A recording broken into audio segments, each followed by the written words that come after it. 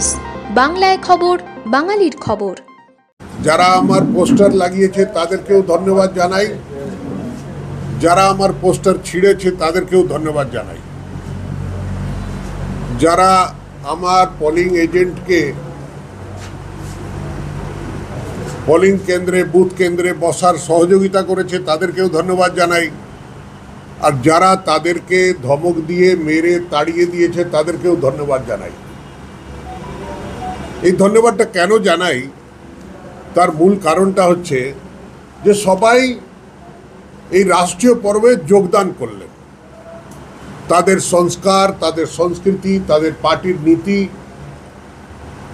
তাদের পার্টির আইডিওলজির অনুসারে তাকে অনুসরণ করে, তাদের নেতার নির্দেশ অনুসরণ করে তারা ব্যবহারটা করেছে।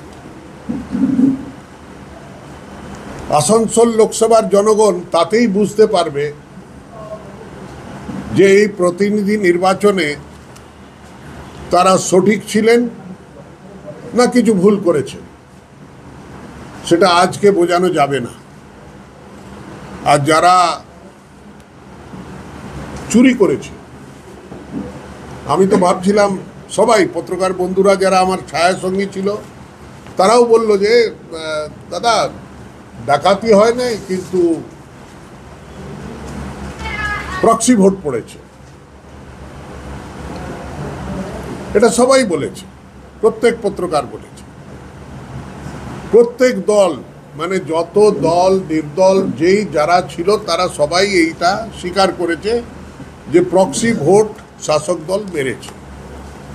আমরা আশা করেছিলাম কতটা মারতে থাকে। আপনি জানেন যে ফেব্রুয়ারি মাসে আমাদের পশ্চিম বাংলায় একটা পত্রপত্রিকায় একটা রিপোর্ট বেরোয় যে পশ্চিমবঙ্গের যে ভোটার লিস্ট আছে তার মধ্যে অনেক ভুয়া ভোটার আছে। এটা কোনো নতুন কথা নয়।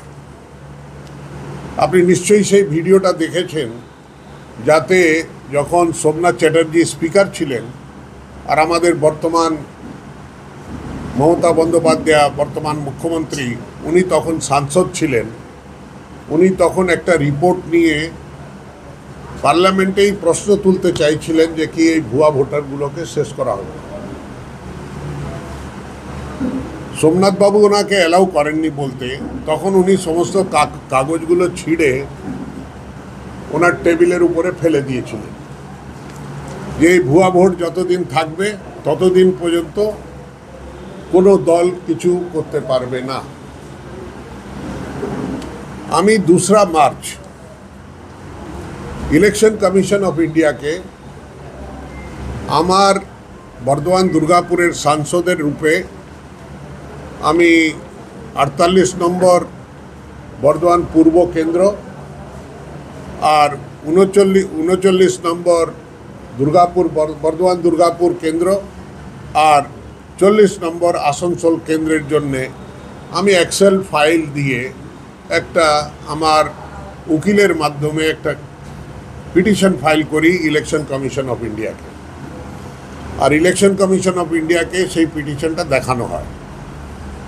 ওখানে ওটাকে বলা হয় ডেমোগ্রাফিক্যালি সিমিলার এন্ট্রি, অর্থাৎ একটা লোকের নাম 3 জায়গায় আছে, মানে মিউনিসিপ্যাল কর্পোরেশনেও আছে আর পঞ্চায়েতেও আছে। তেমন অনেকটা এন্ট্রি ছিল। আর এই 3টা বিধানসভা মিলিয়ে, এই 3টা লোকসভা মিলিয়ে প্রায় 1 লক্ষ লিস্টে নাম ছিল। তো আমরা চেয়েছিলাম যে কি এগুলো কম্পিউটারের মাধ্যমে তাকে চিহ্নিত করে, সময় ছিল তখন ইলেকশন ঘোষণা হয়নি, তাকে এটা ডিলিট করা হোক। তখন দিল্লি থেকে চিফ ইলেকশন কমিশনার ওটা পাঠালেন আমাদের, দেখুন 5 ফেব্রুয়ারি 2024 ইলেকশন কমিশন অফ ইন্ডিয়ার রিসিভ করা এই চিঠিটা, যার মধ্যে লেখা আছে যে request on behalf of Shri S S Ahluwalia member of parliament PC 39 Bardwan Durgapur Parliamentary Constituency, West Bengal, for deletion of demographically similar entries, DSCs, fake voters from the electoral rolls of PC 38, PC 39 and PC 40. আর তার সঙ্গে সঙ্গে আমি তার লাগিয়েছিলাম যে তাদের এই 3 জায়গাকার total যে ভোটার আছে ভোটার লিস্টটা সিডিতে ওনাকে দেওয়া হয়েছিল।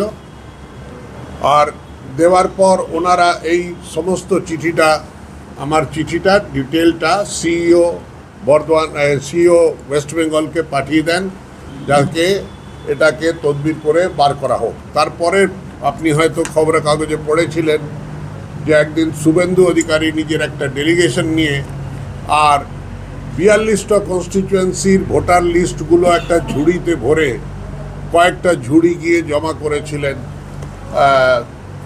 বেঙ্গলে। বেঙ্গল যে সিইও আছেন ওয়েস্ট বেঙ্গলের আমাদের ইলেকশন কমিশন অফ ইন্ডিয়ার ওখানে জমা দেওয়া হয়েছিল। আমি কিন্তু খুঁজে পাই যে কি আমাদের আসানসোল, দুর্গাপুর অ্যান্ড বর্ধমান পূর্বর এই ডিলিশনগুলো হয় নাই।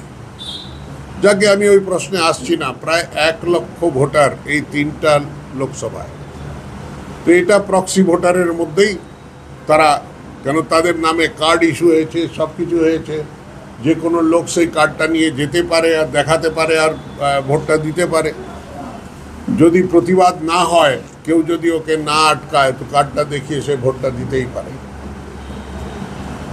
এই ইলেকশনটা এই পরোক্ষর মধ্যে হয়েছে। আমাদের খবরগুলি নিয়মিত দেখতে চ্যানেলটি সাবস্ক্রাইব করুন এবং বেল আইকনটি ক্লিক করুন।